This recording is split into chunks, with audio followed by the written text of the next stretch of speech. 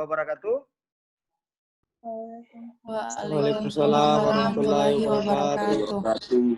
Alhamdulillahirrabbilalamin bahwa kuliah pada hari ini ya, kelas Hukum Kesehatan kelas C11 ya, yang mana kita mulai sudah pada jam 11 ya, melalui aplikasi Zoom ini, di mana link Zoom kalian dapatkan tadi melalui tautan yang saya bagikan di aplikasi Kalam ya. Nah, baik ya, sesuai dengan sesuai dengan RPS yang mana yang sudah sampaikan pada awal kuliah ya, bahwa pada pertemuan ini kita masuk dalam materi perkembangan hukum kesehatan di Indonesia ya. Jadi soal perkembangan hukum kesehatan Indonesia. Artinya ini adalah sebuah istilah penamaan lainnya adalah sejarah hukum kesehatan Indonesia. Nah, kalau dalam hal sejarah itu ada 3 hal yang menjadi objeknya.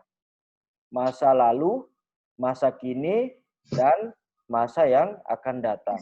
Nah, oleh karena itu sejarah itu tidak pernah sejarah itu adalah punya kaitan dengan hal pada masa lalu. Kemudian apa yang masa. Jadi hari ini itu adalah tidak lepas dari hari kemarin. Hari esok tidak lepas dari hari ini.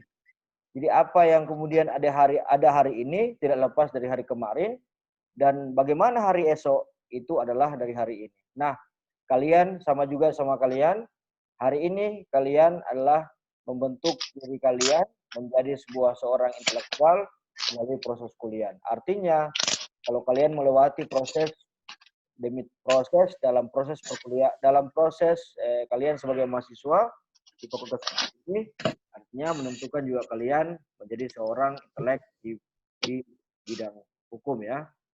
Kemudian saya coba menggali beberapa literatur ya tentang sejarah. Jadi sebelum saya masuk soal sejarah hukum kesehatan di perkembangan hukum kesehatan Indonesia, saya coba mengulas balik dulu soal sejarah hukum kesehatan pada secara global ya. Dahulu masyarakat menganggap penyakit sebagai misteri. Jadi masyarakat itu sama halnya dengan kalau zaman sekarang mungkin kalau corona ini corona yang ada zaman sekarang, kalau zaman dulu pasti bilang ini penyakit misteri nih, penyakit kutukan ini ya. Nah, itu dulu. Sehingga belum ada seorang pun yang dapat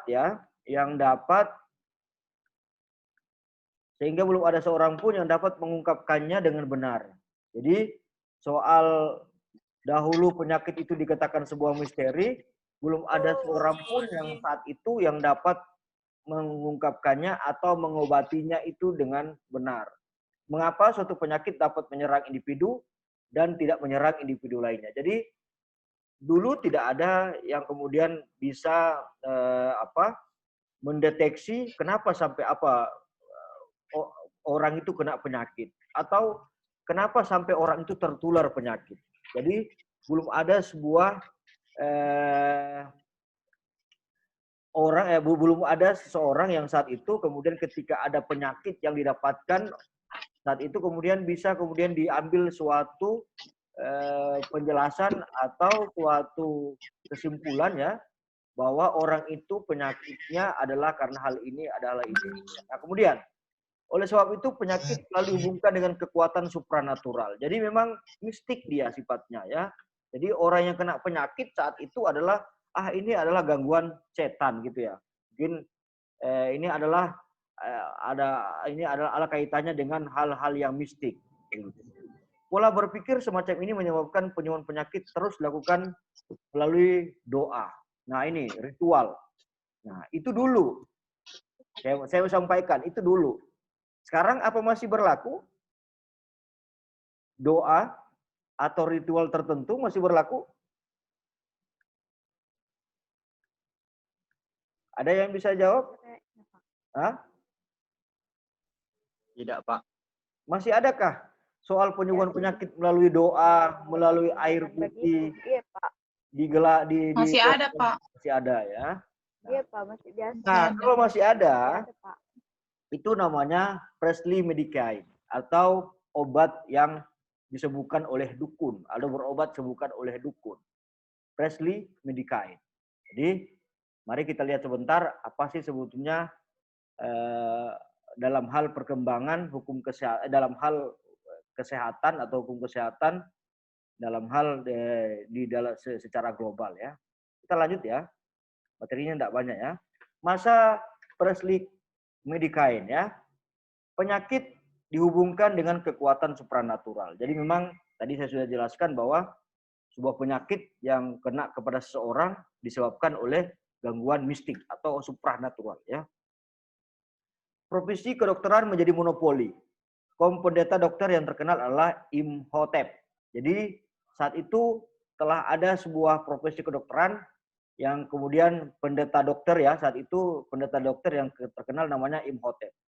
Selain sebagai ahli kedokteran, Imhotep juga dikenal sebagai ahli hukum dan pendeta. Jadi saat itu ada seorang dokter, tapi dia berposisi sebagai pendeta juga, dan disebut sebagai bapak kedokteran Mesir. Jadi memang yang pertama, orang yang pertama dalam hal bagaimana dalam hal pengobatan penyakit itu namanya Imhotep yang di Mesir ya, sehingga dia dijuluki sebagai bapak kedokteran Mesir. Karena keberhasilannya dalam peletakan landasan moral bagi pelaksanaan profesi kedokteran. Jadi Imhotep saat itu kemudian menetapkan sebuah etika bagaimana pengobatan terhadap pasien. Hingganya di saat itu dia mendapatkan sebuah penghargaan ya yang dinamakan sebagai bapak kedokteran Mesir saat itu. Nah, kemudian ini di era Babilonia atau di Irak. Waktu kepemimpinan Raja Hammurabi ya 2200 sebelum Masehi sudah dikembangkan praktik pembedahan. Jadi kalau di Mesir tadi soal bagaimana dalam hal penyembuhan, tetapi kalau di Babilonia di Irak ya, di Babilonia saat itu namanya, kemudian sekarang ini namanya Irak ya, itu sudah lebih dalam lagi dalam hal bagaimana praktik pembedahan.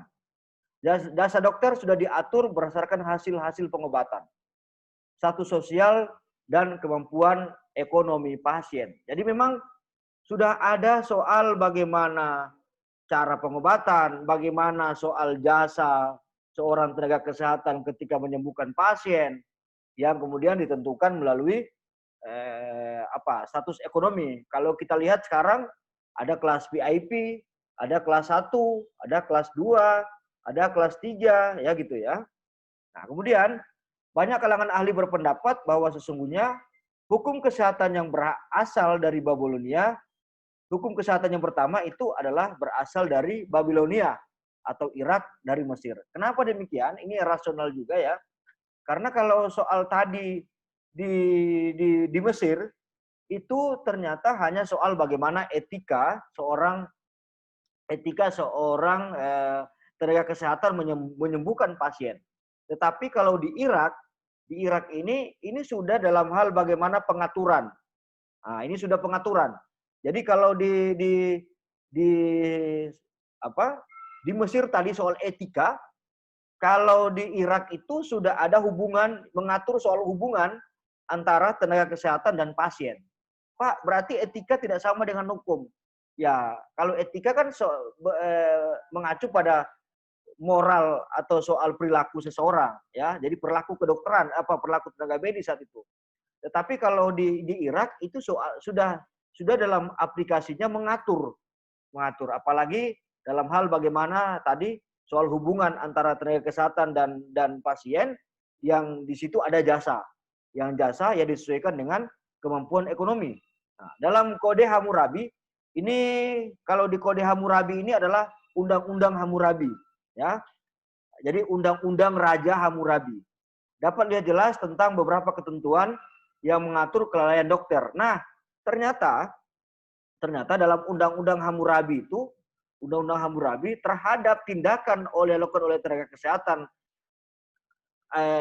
kepada pasien karena adanya kegagalan, ya, kelalaian, dan daftar sanksinya mulai dari hukuman denda hingga hukuman fisik. Jadi memang sudah kentara, sudah nampak memang hukumnya di situ. Jadi soal mengatur dan bagaimana konsekuensi ketika pelaksanaan. Jadi di situ adanya sanksi berupa sanksi denda maupun hukuman fisik terhadap tenaga medis yang kemudian saat itu dalam hal lalai melakukan praktek kedokterannya. Kemudian ya, era Yunani. Ini Hippocrates menjadi salah satu filsuf yang berhasil meletakkan dan landasan bagi sumpah dokter dan etika kedokteran. Ini dikenal sebagai bapak ilmu kedokteran modern. Jadi ternyata ada salah satu filsuf di Yunani ya, Hippocrates namanya, dia disematkan sebagai bapak ilmu kedokteran modern. Ada 4 buah pemikiran Hippocrates yang menjadi rujukan bagi dunia kesehatan ya. Yang pertama adalah melindungi masyarakat dari penipuan dan praktik kedokteran yang bersifat coba-coba. Jadi di sini artinya gini mana? Bahwa saat itu yang di pemikiran Hippocrates jangan sampai masyarakat itu dijadikan kelinci percobaan oleh tenaga medis. Jadi kalau ilmunya belum mumpuni, ya jangan melakukan praktek medis. Karena jangan sampai, karena ada akibatnya loh. Kalau kemudian pasien itu atau masyarakat itu hanya dijadikan kelinci percobaan. Jadi memang orang yang memang melakukan praktek tenaga medis itu memang orang yang mempunyai sebuah spesifik keilmuan. Nah, makanya dia dikatakan, makanya Hippocrates ini disematkan sebagai bapak ilmu kedokteran modern. Kemudian keharusan dokter untuk berusaha semaksimal mungkin bagi kesembuhan pasien. Jadi memang di sini soal tanggung jawab. Tanggung jawab bagi seorang dokter ketika dalam hal melakukan penanganan terhadap pasien, memang betul-betul bagaimana dia memiliki tanggung jawab untuk menyembuhkan memang. Jadi tidak hanya sekedar contoh kita ya, dok saya mau periksa kesehatan dok, di koopsin.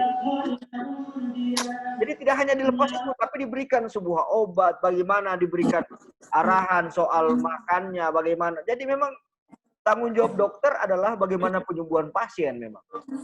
Nah, kemudian yang ketiga adalah penghormatan terhadap makhluk insani melalui larangan eutanesia dan aborsi. Jadi memang saat itu Hippocrates sudah memikirkan bahwa dalam hal bagaimana tenaga medis, yuk, siapa yang punya itu? Mohon di mute dulu. Hippocrates sudah memikirkan saat itu bagaimana ketika adanya larangan dalam hal melakukan eutanasia atau aborsi. Jadi memang sebuah pemikiran yang luar biasa bagi Hippocrates, karena memang tidak segampang itu dalam melakukan praktek kedokteran, karena ada hal-hal yang memang tidak boleh dilakukan, dan itu terlahir dari seorang pemikiran Hippocrates. Yang keempat, keharusan memegang teguh rahasia kedokteran. Jadi memang seorang dokter ketika menjalankan sebuah profesinya, ketika dalam hal melakukan penanganan kepada pasien, tidak segampang itu mau diubar. Ini si pasien ini penyakitnya ini, pasien ini penyakitnya ini. Jadi karena memang itu hanya diketahui oleh seorang pasien atau melalui keluarganya. Dan itu dalam hal ini kemudian di saat ini adalah dilakukan juga dalam hal dalam praktek kedokteran di Indonesia. Jadi memang kedokteran itu harus memegang teguh rahasia kedokterannya. Nah, ini kita lihat di era 1980, 1037. Ini saya kira saya singkat karena materinya nanti kalian ambil saja di kalam. Saya hanya jelaskan sedikit bahwa Ibnu Sina kelahiran Persia, seorang filsafat ilmu dan kedokteran. Ini dijadikan juga rumah sakit Ibnu Sina. Ini ada seorang tokoh ya, Ibnu Sina, penulis tentang filosofi dan pengobatan produktif sehingga dikenal sebagai bapak pengobatan modern. Ini Ibnu Sina ya.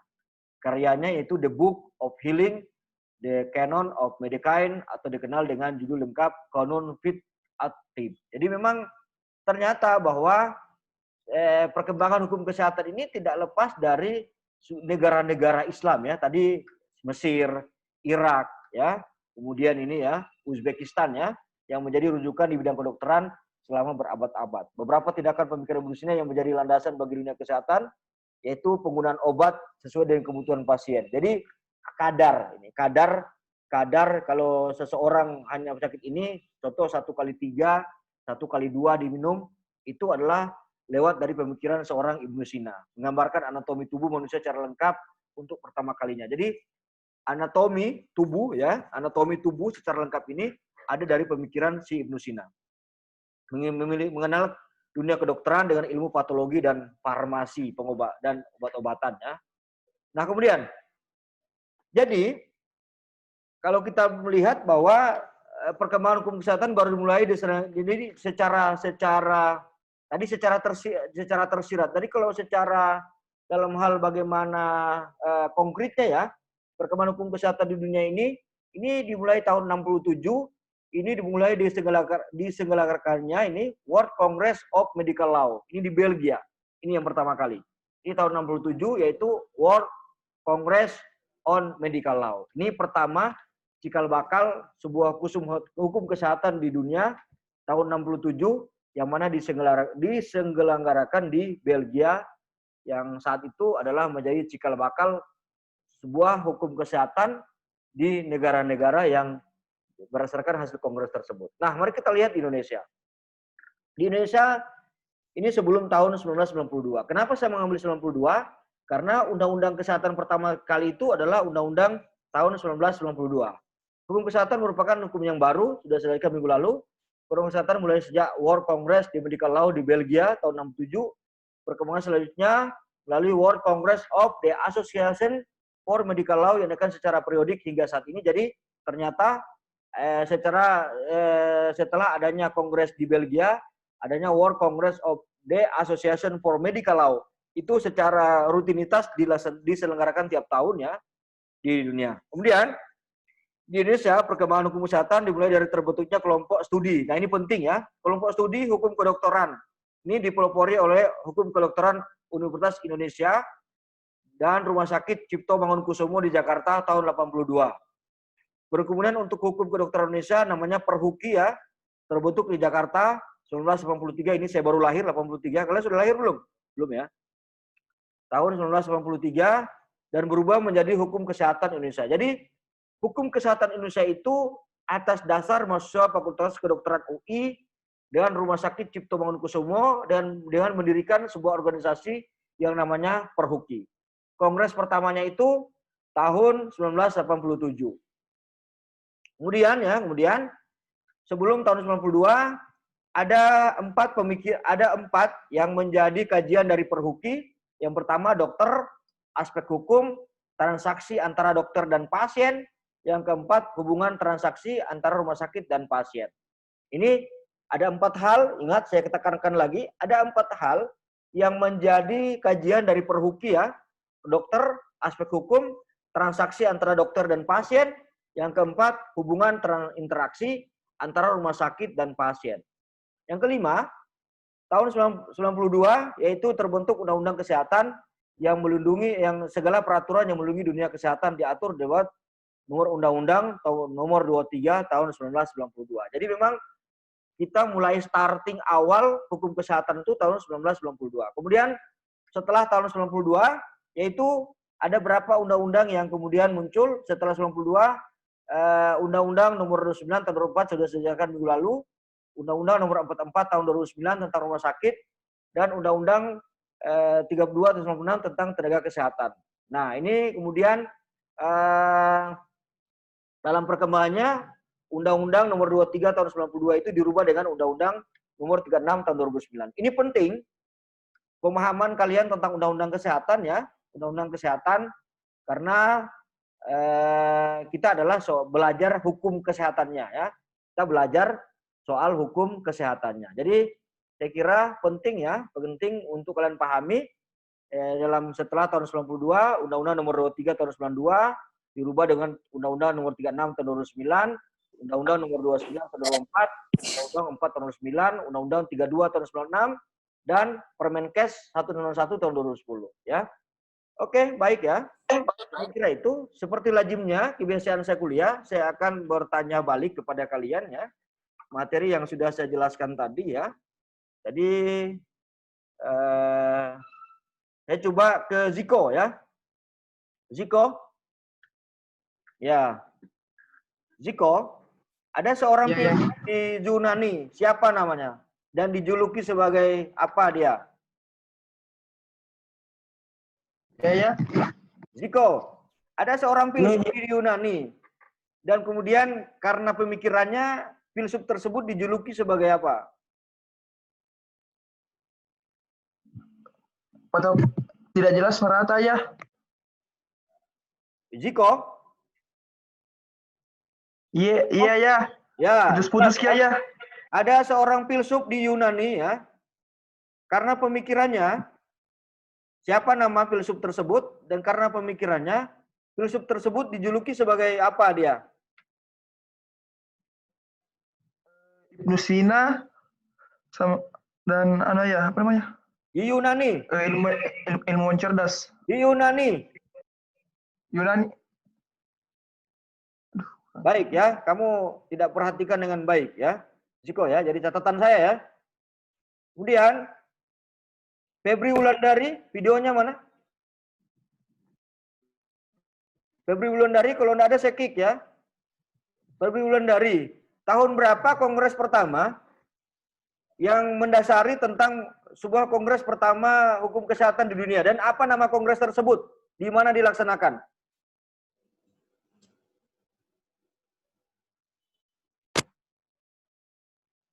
Siapa tadi yang saya panggil?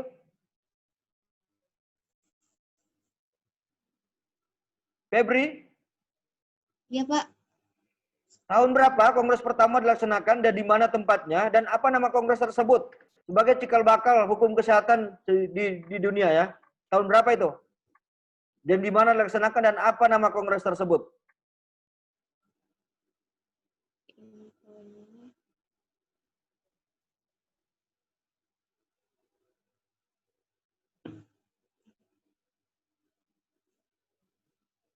Baik ya, tidak bisa. Abdul Rashid Halik, bisa dengar? Abdul Rashid Halik? Abdul Rashid Halik? Abdul Rashid Halik? Abdul Rashid Halik? Abdul Rashid Halik? Ada enggak?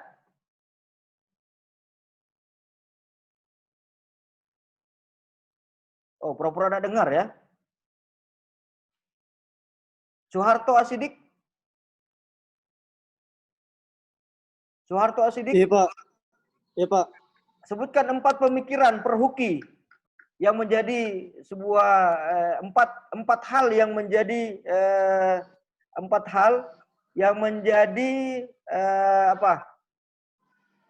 kajian dari perhuki.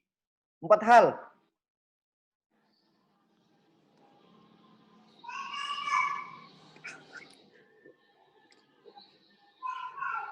Baik ya. Tidak ada perhatian semua ya. Andi Masrura. Andi Masrura ya.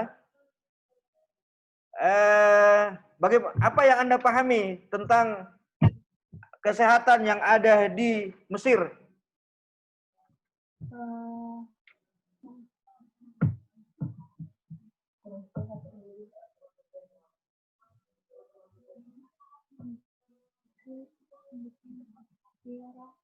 Baik, sebagai tugas kalian ya, silakan kalian kirimkan ya, silakan kalian kirimkan nanti ya. Saya kira cukup ya. Kuliah ini saya rekam, saya akan bagikan nanti di akun YouTube saya. Silakan kalian nanti komentari pada akun YouTube tersebut ya, nama kalian dan nomor tamu kalian. Ya, kalau kalian sudah subscribe, jangan juga di unsubscribe ya, supaya video saya bisa berkembang sebagai bukti bahwa kita melakukan pertemuan ya. Silakan dikirim juga bukti kehadiran kalian di screenshot ini ya. Ingat, saya selalu akan bertanya kembali kepada kalian dalam hal setelah akhir mata kuliah ini ya. Silakan dikirim resume kalian pertemuan saya pada hari ini ya. Silakan kalian kirim, nanti saya akan coba lihat di mana aplikasi Kalam yang bisa untuk mengirimkan resume terhadap materi kuliah yang sudah saya sampaikan ini. Saya kira cukup dari saya materinya ya. Pak, ditulis itu resumenya, Pak. Tulis tangan. Ditulis apa yang kalian tangkap tadi. Apa yang kalian tangkap tadi? Tulis tangan, Pak. Ya, kalian kirimkan dulu resume. sebentar malam terakhir pengirimannya jam 24.00. Setelah itu jam 2 saya akan kasih materi kuliahnya tadi. Saya akan menguji daya tangkap kalian tadi. Saya akan menguji daya tangkap materi saya tadi. Untuk materinya saya akan bagikan sebentar malam jam 2.00 ya. Baik, saya kira itu ya materi saya. Silakan kalian menuliskan ringkasannya tadi, resumenya tadi ya. Resumenya tadi silakan kalian tuliskan dan kalian nanti akan bagikan, saya akan kasih sebuah link untuk membagikan tugas kalian tadi. Saya kira itu. Saya ingatkan kembali, silakan screenshot bukti kehadiran kalian, kirimkan di grup WA. Kalau ini nanti juga saya akan tautkan di akun YouTube saya, silakan dikomentari juga nama kalian dan stambuk kalian. Untuk di komentar situ pertemuan ketiga ya. Pertemuan 3 nama stambuk ya. Pertemuan 3 nama stambuk, pertemuan 3 nama stambuk ya. Baik, saya akhiri kuliah hari ini. Saya mohon maaf tidak bisa berlama-lama ya, karena juga keterbatasan. Saya akan baru mencoba untuk kemudian bagaimana bisa mendapatkan sebuah link Zoom yang tanpa batas ya. Mudah-mudahan bisa, tidak akan membatasi pertemuan kita dalam kuliah setiap saatnya ya. Saya akhiri, wabillahi taufiq wal hidayah. Wassalamualaikum warahmatullahi wabarakatuh.